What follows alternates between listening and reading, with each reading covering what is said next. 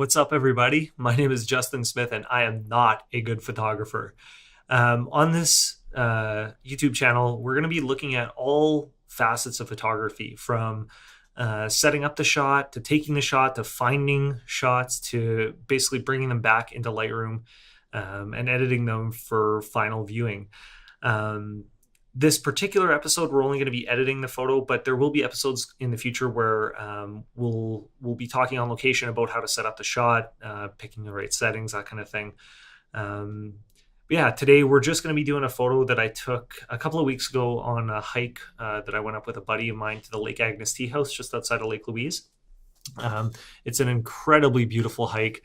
I believe it's around 6 miles back to front.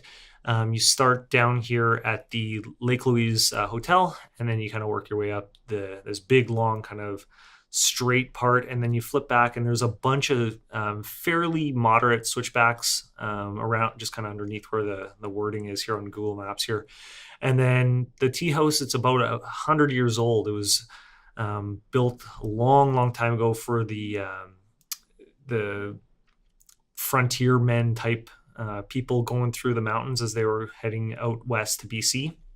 And so it's this beautiful log cabin style tea house. We got up there probably around 6:30 in the morning. The original plan was to shoot the sunrise kind of coming up over Lake Louise. But unfortunately, we've been dealing with a bunch of forest fires kind of in the area. And by the time we got up there, it was just so smoky and hazy that we didn't quite get the shot we were looking for. But that's okay.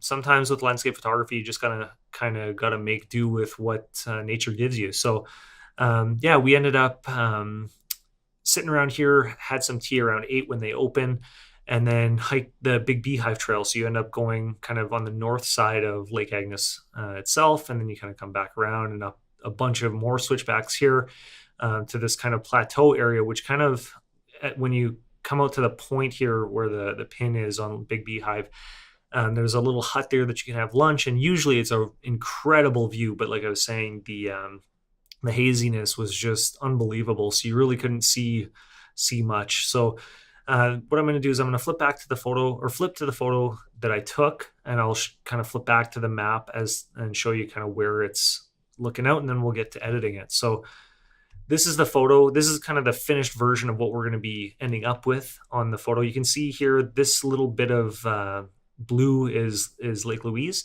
So, and then you're kind of looking southeast. So if we go back to the map here, it was basically taken somewhere in and around here. This whole area is kind of open, and there's really good photo opportunities the whole way up to the hut there. So it's basically taken from around this area, looking out kind of this way somewhere. I didn't have a compass on me, so I wasn't really paying attention that closely. But yeah, so you'd be getting kind of this little bit of Lake Louise in the shot, or I guess this side, because it's on the opposite side of the lake.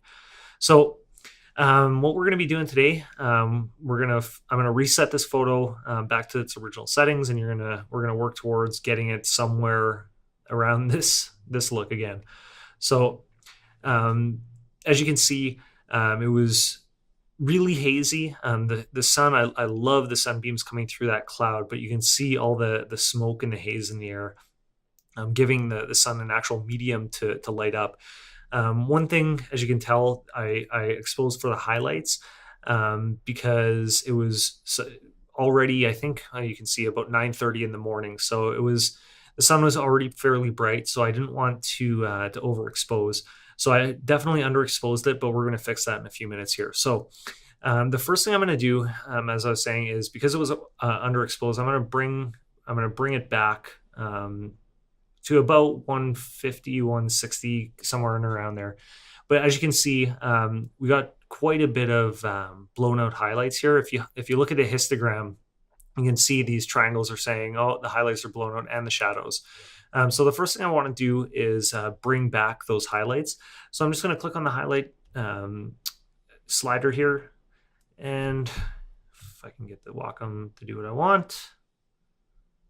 There we go. And we're going to bring it back down just until that the triangle goes away. Not sure why my Wacom's doing that right now. So there. So basically, we know we're not blowing out any highlights now. And then we're going to do the same thing for the shadows. So we're going to bring the shadows up, up, up, up, up, up to about there. And then obviously by doing that, we brought a little more highlight clipping back in. So we're going to bring that back down. Now I'm okay with a little bit of blackness in the shadows. It's supposed to be shadow, so I'm okay with it. Full black in a shadow is not going to hurt anybody. Not every image has to be completely contained within the histogram. Sometimes you're going to deal with images where it is completely overblown. You're going to deal with images that are completely underexposed, and depending on the look of the image, that's okay. I know a lot of photographers say you have to have the perfect histogram. Well, there's some art that doesn't. As long as you understand why you're doing it, I mean that's the most important part. So yeah, so I'm pretty happy with how balanced that is right now. We can always come back and re-edit it a little bit. But yeah, so the next thing I'm gonna do, I'm gonna leave the whites pretty much where they are. They're not too overblown. I might bring them down maybe -10 or so. And then the blacks, maybe bump it up just a little bit for a little more balance. But I mean, it's certainly, this is just personal taste. It's certainly not anything that has to be done. Now I'm going to ignore the clarity for a moment, but we're going to come back to that in a minute. The one thing I really like when I'm editing my images is the vibrance. And so vibrance to me, I'm sure there's obviously math that goes on behind it, but the vibrance is kind of like the magic version of saturation. It doesn't boost the saturation on everything, just the things that really need to be saturated. And like I said, I don't know the math behind how it determines what exactly those things are. But in my experience, I've found that it's almost perfect every single time. So I would usually do about 30 to 40 or plus 30 or 40 vibrance. This is, once again, that's to taste. I like how it's bringing out the green in the water here. I think that's really important because we are at Lake Louise, and that's kind of one of the defining features is the clear blue, almost turquoise water. So now after this, the one thing that I did want to kind of emphasize in the image is that while it was still pretty bright out, it was, because of the haze, it was still a little bit warm. The color temperature was a lot warmer than what I feel like the sensor was capturing. So what I'd usually do is I just bring the temperature up maybe around the 6,000. I'm just going to type that in. 6,000. There we go. It just gives it a little more warmth in the color, or in the clouds. I felt it was a little too cold. It was a beautiful day out. It was so warm by the time lunchtime rolled around, so I wanted to kind of get a little more of that feeling in the photo. And it also brings up a little more of the background light in the distance there. So now, one thing I prefer to do with my mountain photography, and this is completely personal preference, I really like using clarity to bring out some of the detail in the rocks, especially in these really sharp cliffs. By bringing in some clarity, it'll kind of make those pop. Now, as you can see on my brush, I've got the clarity pumped up really high. We're not going to leave it there. We just do that so that we can see where our brush is actually affecting. We're going to turn up the exposure as well. We're going to turn down the clarity and the exposure once we've actually painted it in.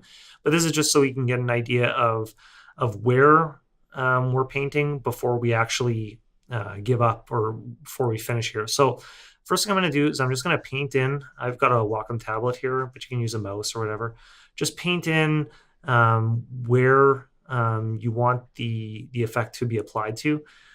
I like having my flow set about 35 to 50, so it's not overdone, but that you can still get a nice amount of paint flowing through there. And now that we're done, we can bring back the exposure quite a bit. And I'm going to have it maybe at about a half a stop. And so clarity, we can bring it back down to about 50 now. I like that right there. And yeah, it's turning out pretty good here so far. So the next thing I would want to do is some sharpening. But one thing that you want to do is you want to make sure that you're not sharpening the entire photo. And the way to do that is by masking. So if you want to see where the mask is being applied on your keyboard, you can hold Alt or Option, and then you'll see over here it'll change this to say Reset Sharpening, so you know you're holding the right key, and then you can drag the masking up, and it'll show exactly where it's going to apply the sharpening. So I really like having it probably about 50 on this photo. It shows, you can see that along the edge of the mountain, it's good. Along the edges of the trees, it's sharpening, but it's not going to sharpen. It's not going to sharpen the flat rock faces, that kind of thing. So that's good. And then I'm going to bring up the sharpening itself to probably about 50 as well. Now, if we zoom in here, you can see there's just the tiniest bit of sharpening noise. So what I might do is I might bring the masking up even just a little higher so it's not sharpening those rock faces as well. And then I will turn on some noise reduction. Now, one trick that I learned a while ago was to never have your sharpening amount and your noise reduction luminance add up to more than 100. Now, obviously, you can have it less than 100, but if you're dialing up your sharpening, you should always pull back the luminance or the noise reduction so that it's balanced. And I'm not sure, once again, I'm not sure the math behind exactly why that works, but in practice, I've found that it pretty much holds universally, that if you're sharpening more, you're going to want to turn down noise reduction or vice versa. Because once you go above that kind of 90 to 100 threshold, you're dealing with a lot of just smeared colors, and there's not going to be a lot for the sharpening to sharpen, basically. So, yeah, so that's looking good. Close the detail view. Whoops. And then for lens corrections, I shoot on a micro four thirds camera. I shoot on the Olympus OMD EM5, the Mark 1. And this was shot on the Olympus 12 to 100 millimeter f4 IS Pro. The one nice thing about the Olympus cameras is that they have built-in profile corrections. But if you're shooting Canon or Nikon, you're going to want to turn those on and select the right lens.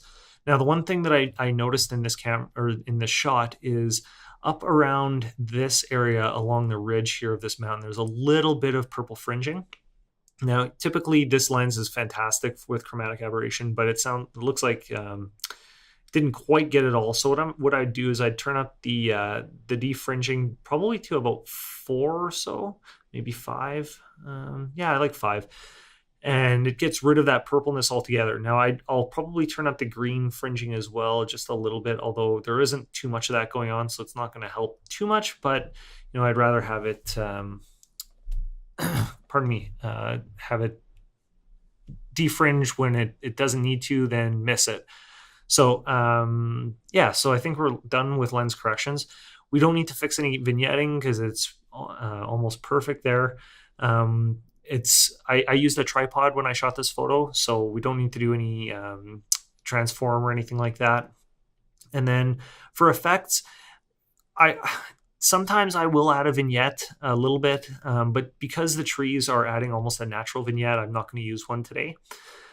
And then the final thing we'd want to do is the clarity altogether. So one thing I'm noticing is that it's still a little bit, this image is still a little bit dark in the middle. So I'm going to turn this up, the exposure just a little more. Maybe not that high. There we go. And then I'm going to pull back the highlights a bit because our highlights are getting blown out again. Okay. And then, so we've already done some localized clarity. Now we're just going to add a little bit of full image clarity just to give it a little more defined edges. I mean, we're not going to do much, maybe 12 12 looks good. And we're not going to touch the saturation because I don't really think it needs it. So the last thing I'm going to do is I'm going to take my brush and I am going to go back in. I'm going to create a new brush and I'm going to turn off clarity. I'm going to turn the exposure up a lot, but then I'm going to bring it back. I'm going to paint in just a little more here, a little more light. Actually, I don't like that because it got a little too much on this trail here. I'm gonna keep going back. Okay, so let's try this again. So we're gonna paint in here, here. All right, maybe down here just a little bit to emphasize those trails. Okay, and I'm going to turn down the exposure to maybe about a stop. Still getting used to this Wacom tablet, so I apologize. And then I'm going to turn up the contrast to about 40. I like the look of that. And I think we're pretty much done. I mean, the image is really balanced. It's got almost no clipping blacks. It's got no blown out highlights. I can't get over how beautiful these sunbeams were. I mean, we were just so fortunate that, we came at the right time where there was some clouds in the sky, but, the sun was able to peek through. And then it's got the lake at the bottom here is just so beautiful and turquoise. I'm very happy with this image. So what I would love to hear from you guys is things you would have done differently, questions you might have about the image, questions you might have about techniques. If you can be constructive about it, I'd love to hear your criticisms, things you would have done differently, things you wouldn't have done at all. I'd love to hear in the comments. So let me know what you think, and we'll be back next time on another episode of I Am Not a Good Photographer. Bye for now.